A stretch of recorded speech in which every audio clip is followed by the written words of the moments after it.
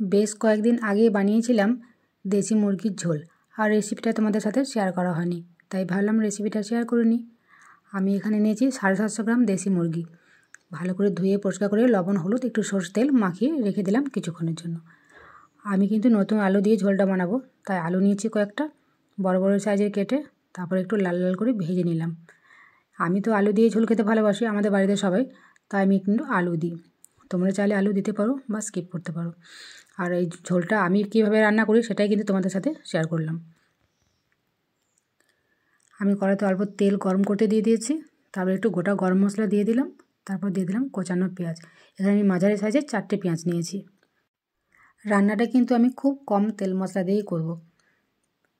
পেঁয়াজটা একটু লাল লাল করে ভাজা ভাজা করে নেব। পেঁয়াজটা ভাজার সময় অল্প একটু লবণ দিয়ে দিলাম, যাতে পেঁয়াজটা খুব ভালোভাবে সিদ্ধ হয়ে যায়। একটু হলুদ দিয়ে দিলাম। দেখো পেঁয়াজটা আমার ভাজা ভাজা হয়ে এসছে। এবার আমি মশলা দিয়ে দেবো। মশলা কিন্তু আমি আগে থেকেই রেডি করে রেখেছি। এখানে আমি বাটা মশলা নিয়েছি, আদা রসুন বেটে নিয়েছি, আর গুঁড়ো মশলা দেবো আমি একটু ধনে গুঁড়ো, একটু জিরে গুঁড়ো, আর একটু চিকেন মশলা, এসব দিয়ে দেবো। আর দেখতেই পাচ্ছ আমি মশলাও খুব বেশি ব্যবহার করিনি। গুঁড়ো মশলা নিয়েছি আর একটু কাশ্মীরি লঙ্কা গুঁড়ো নিয়েছি, এটা শুধুমাত্র রঙের জন্য। ঝালের জন্য আমি 2টো শুকনো লঙ্কা বেটে দিয়েছি। আমরা যেহেতু খুব বেশি ঝাল খাই না, তো ঝালটা একটু কমই দেবো। আর যেহেতু আমি তেল খুব বেশি ব্যবহার করি না, তোমরা দেখতেই পাচ্ছ আমি কিন্তু খুব কম তেলেই রান্নাটা করব। কি ভাবছো এত কম তেল দিয়েছি তাই বলে খেতে ভালো হবে না? আরে না না, খেতে কিন্তু ভীষণ ভালো হয়। মশলার বাটিটা ধুয়ে কিন্তু আমি জলটা দিয়ে দিলাম, আর গ্যাসের ফ্লেমটা আমি লোতে রেখে মশলাটা ভালো করে কষিয়ে নেব। আরও একটু হলুদ গুঁড়ো দিয়ে দিলাম। গ্যাসের ফ্লেমটা লোতে রেখে মশলাটা কষিয়ে নেবে, তাহলে কি হবে, মশলার কাঁচা গন্ধটা চলে যাবে আর পুড়ে যাবে না মশলাটা। অল্প অল্প করে জল দিয়ে ভালো করে আমি মশলাটা কষিয়ে নিচ্ছি। এবার বলো দেখি তোমরা কে কোথা থেকে ভিডিওটা দেখছো, একটু কিন্তু কমেন্টে জানাবে, তবেই কিন্তু আমি তোমাদেরকে ধন্যবাদ জানাতে পারবো। আর আমি তো এভাবেই মাংসের ঝোল রান্না করি, আর তোমরা কে কীভাবে রান্না করো সেটাও কিন্তু একটু কমেন্টে জানাবে আমাকে। রান্না তো আমরা সবাই মোটামুটি করতে পারি, আর রান্না করার পর ভিডিও করে একটু এডিট করে তারপরে তোমাদের সাথে শেয়ার করা, এটা কিন্তু বেশ ভালোই লাগে। আর তোমরা যখন মিষ্টি মিষ্টি কমেন্ট করো সেগুলো কিন্তু পড়তে ভীষণ ভালো লাগে। দেখো মশলাটা কষানো হয়ে গেছে, এবার আমি মাংসগুলো দিয়ে দিলাম। মাংসটা দিয়ে কিন্তু ভালো করে কষাতে হবে। গ্যাসের ফ্লেমটা আমি লো টু মিডিয়ামেই রেখেছি। ভালো করে কষিয়ে নেব। বাঙালি মানেই কিন্তু একটু খাদ্যরসিক, আজ এটা কাল সেটা, রান্না কিন্তু চলতেই থাকে। আর আমরা ঝাল কম খেতে ভালোবাসি বলে তোমরা আবার ঝাল কম দিও না। তোমরা যদি ঝাল বেশি খেতে চাও তাহলে কিন্তু লঙ্কা আর কয়েকটা দিয়ে দিতেই পারো। দেখো এবার আমি একটু ঢাকা দিয়ে দিলাম, যাতে মাংসটা খুব ভালোভাবে সিদ্ধ হয়ে যায়। আর দেখতেই পাচ্ছ মাংস থেকে অনেকটা জল বেরিয়ে এসছে, এই জলটা কিন্তু মাংস থেকেই বেরিয়ে এসছে। তো ঢাকা দিয়ে রান্না করলে মাংস থেকে জল বেরিয়ে আসে আর ওখান থেকে কিন্তু সিদ্ধ হয়ে যায়।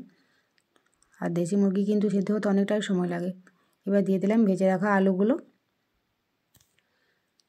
আর এখন তো নতুন আলু, মাংস ঝোলে নতুন আলু দিলে কিন্তু খেতে বেশ ভালোই লাগে। আর তোমরা দেশি মুরগির ঝোল খেতে কে কে ভালোবাসো বলো। দেখো কথা বলতে বলতে চিকেনটা কিন্তু আমার কষানো হয়েই এসছে। আর একবার আমি ঢাকা দিয়ে দিলাম। আর আমি তো ঢাকা দিয়েই রান্না করি, আর তোমরা বলো কীভাবে রান্না করো। এটা যেহেতু দেশি মুরগির মাংস, সিদ্ধ হতে অনেকটাই সময় লেগে যায়। আমি কিন্তু শুধু কড়াতেই সিদ্ধটা করব না, আমি প্রেসার কুকারেই সিটি মারবো, তাহলে খুব তাড়াতাড়ি সিদ্ধ হবে আর সিদ্ধটা খুব ভালো হবে। ওই জন্য আমি কিন্তু প্রেসার কুকারে একটু সিটি মেরে নেব।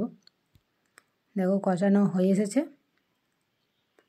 আর এই মাংসটা একটু ঝোল ঝোল খেতে ভালো লাগে, একদম কষানো ভালো লাগে না। পোলট্রি মুরগি যেমন একটু কষা কষা খেতে ভালো লাগে, এটা কিন্তু একটু ঝোল ঝোলই খেতে ভালো লাগে, আমরা তো সেটাই ভালোবাসি। দিয়ে দিলাম স্বাদ মতো চিনি, একটু মিষ্টি মিষ্টি না হলে কিন্তু ভালো লাগে না। ধনেপাতা কুচি দিলাম, এখন তো ধনেপাতা পাওয়া যায় বাজারে প্রচুর, তো ধনেপাতা একটু দিয়ে দেবে, তাহলে কিন্তু খেতে আরও বেশি ভালো লাগবে। ভালো করে মিশিয়ে নেব। দেখো কষানো আমার একদম রেডি। এবার কিন্তু আমি প্রেসার কুকারে ভরে দেবো। দেখো প্রেসার কুকারে আমার ভরা হয়ে গেছে। প্রেসার কুকারে 2টো সিটি দিয়ে নেব, তারপর কিন্তু সিটিটা আমি বসতে দেবো কিছুক্ষণ পর। এই আধ ঘন্টা পর আমি খুলেছি, দেখো প্রেসার কুকারের ঢাকনাটা, কালারটা তো খুব সুন্দর এসেছে আর টেস্টটা কিন্তু দারুণ হয়েছিল। তোমরা একবার বাড়িতে বানিয়ে অবশ্যই দেখো। দেখো আমি কিন্তু একটু ঝোল ঝোল বানিয়েছি, যেহেতু আমাদের বাড়িতে সবাই ঝোল খেতে ভালোবাসে। রেসিপিটা কেমন লাগলো অবশ্যই কমেন্টে জানাবে। আর তোমরা কে কে এই দেশি মুরগির মাংস খেতে ভালোবাসো সেটাও একটু জানাবে। চলো সবাইকে টাটা, সবাই খুব ভালো থেকো।